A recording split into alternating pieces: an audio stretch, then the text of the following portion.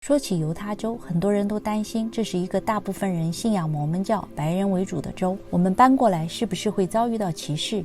犹他的房子贵吗？还有教育是不是比东西两岸的大城市差？居家安全性如何？犯罪率高吗？天气如何？税收如何？等等等等。今天的影片就回答你的这些问题，虽然有点长，但绝对都是干货，看完以后再决定要不要搬到犹他吧。大家今天都好吗？我是墨镜姐伊丽莎，欢迎回来我的频道。大家都知道，没有一个州或者城市是完美的，每个人显然都会从最合适自己的角度来考虑搬家问题。上期影片中，我介绍我从不喜欢犹他州到喜欢的心路历程。今天我就和大家聊一些需要三思的问题，同时也让大家对犹他有个更全面的认识。犹他州约316万人，亚裔人口超过12万，包括华裔、日裔和菲律宾人。中文是除了英文、西班牙语后的第3大语言。盐湖城地区至少有3家华人超市，可以买到大部分华人日常吃用的产品。首府盐湖城为全美人口成长最快的大都会之一，这里也是摩门教会的总部，宗教活动频繁。市区内的摩门教圣殿也是游客必去之地。犹他州的政府结构和联邦类似，州长也是任期4年，连选得连任1次。州议会分设参众两院，参议院任期4年，众议院任期2年。犹他州的州议会大楼非常气派，也是游客必去之处。犹他的州税包括全州 5.95% 的销售税率和平均 0.99% 的地方税率。犹他州的总平均税率为 6.94%， 在全国排名第26位。犹他州的平均有效财产税率仅为 0.58%， 在全美排名第11位。接下来我就根据我的亲身经历和大家分析5个你可能需要考虑是不是搬到犹他州的理由。1、歧视问题。很多华人在搬到白人多的地方，最大的一个担心是这些地方会不会歧视少数族裔。我不是摩门教徒，目前住在一个白人摩门教徒占 90% 以上的小城市，我可以负责任地说，在日常生活中我没有碰到明显的歧视问题。摩门教徒因为传教的传统，一般对人都很友善，他们传教也是不分种族的。不过孩子们在学校的确碰到过校园欺凌。我女儿在小学的时候曾经碰到小孩给她留下粗鲁的留言，令她感觉非常受伤，但是学校非常有效地处理了这件事儿。儿子们在7年级换学校时也碰到过校园欺凌问题，同学们嘲笑过他们的穿衣打扮，还好儿子们经历了考验之后都变得越来越强大。我个人觉得这种现象在任何一个州或者城市都有可能发生。如果大家对校园欺凌话题有兴趣的话，请给我留言，我会考虑专门来谈。2、空气质量排在大都会区第7名。犹他州气候形态含沙漠型至山区型气候，种类分布很广。我这里主要讲的是盐湖城附近的气候状况。冬季温度偶尔会降至华氏0度以下，很少出现严寒天气。夏季温度偶尔会高过华氏100度，日夜温差大。这里的4季分明，是我个人比较喜欢的气候形态，不过就是太干燥了，除了冬天和春天雨水很少。大盐湖城地区的空气质量总体来说并不好。去年的一份研究显示，盐湖城的空气质量排在15个大都会区的第7名，夏天和冬天都会体验到烟雾弥漫的日子。3、2020年最佳教育州，犹他州排名第3。对于大部分的华人来说，教育是一个我们非常关注的问题。我的观众留言中就有朋友提到担心现在加州的教育。我有3个孩子，这里的学校让我印象比较深的是小学有天才班。我的2个儿子小学读的都是这种班，其实也不是真的天才，就是课程比普通班快。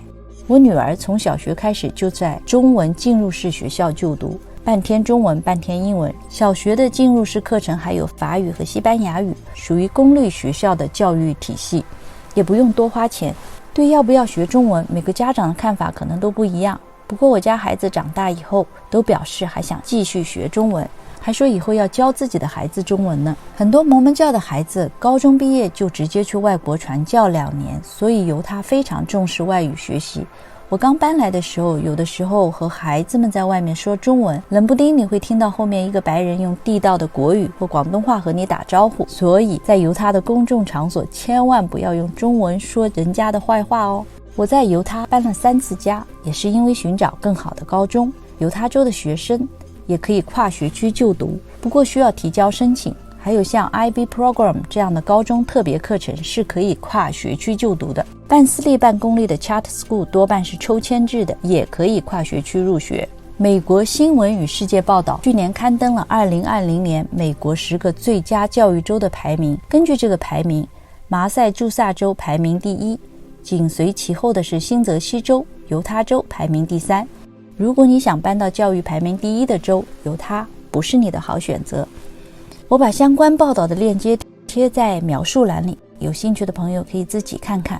4. 买房子比买衣服还快，拥有1套甚至数套房子，大概是我们华人心中美国梦的一个很重要的组成部分。我家在犹他换了3次房子，买了4次房子，对房子也是爱恨交加。我的印象中，我每次买房子比买衣服还快，几乎每次都是抢的，不但快，一旦下定金了，退货可没有退衣服那样容易了。我个人的买房经历以后慢慢再和大家聊，今天先给大家提供一个犹他州房地产的大概框架，再谈谈我的看法。犹他州的房价这2年似乎从来就没有停下来涨价的脚步，房屋销售市场即使在病毒大流行期间也非常火爆。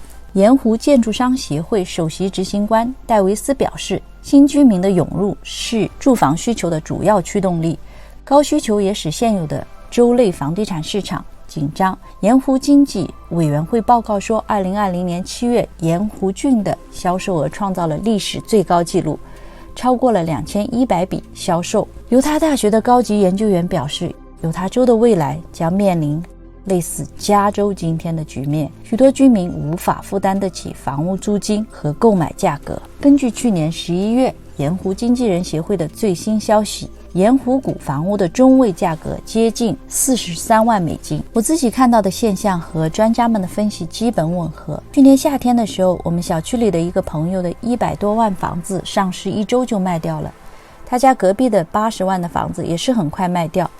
本来这种价位的房子在我们这里都不会这么快成交的。我自己原本考虑要买个投资房，可是我的地产经纪告诉我，如果真心想买的话，需要先把资金证明准备好，因为现在很多房子都是要看这个才允许看房的。房价的居高不下让我担心未来盐湖城地区会逐渐失去吸引力。5. 犹他州居民对安全的担忧远高于其他地区。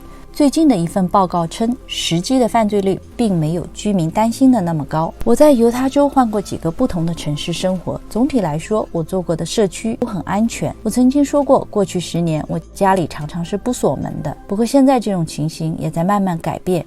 周围的邻居很多人家也都装了 Ring， 快递送货到家门口也常常会把箱子放在隐秘的角落里。其实这大概也是很多红州居民不喜欢大量外州移民的一个原因。人越来越多，越来越杂，就会影响当地的各项指标。当然，经济增长很大的程度靠移民。只是犹他州本身的优势就是家庭人口众多，像我这样的3个孩子在当地都属于小家庭。我们华人都有择邻而居的习惯，其实在美国，不管住在哪个州，选择到一个安全的城市和社区生活真的非常重要。就像我现在虽然对自家的房屋不是那么满意，但是也不想轻易搬家。我真的非常喜欢我所居住的社区。犹他州有20个城市被 SafeWise 列为最安全的城市，成为社区安全的支柱。我住过的城市都在前10名中。当大家考虑搬到犹他，需要购买自住房的话，可以考虑以下的这些城市。我把城市的名称放在下面的描述栏里，有兴趣的朋友可以去看看。综上所述，犹他和其他州一样，并不是一个完美的地方，存在着这样那样的问题。看完影片，你对犹他州还有兴趣吗？对了，有朋友问我犹他州的疫情情况，其实我已经很久不关注数据了，主要是我们这里并没有封锁经济，不管是大商店还是小商家都依然营业。唯一的不同就是大家出门基本都戴口罩了。内心的焦虑估计和其他州的民众还是一样吧。如果你喜欢本片的话，请记得点赞、留言和转发。一沙一世界，一花一天堂。谢谢大家观看，我们下周不见不散。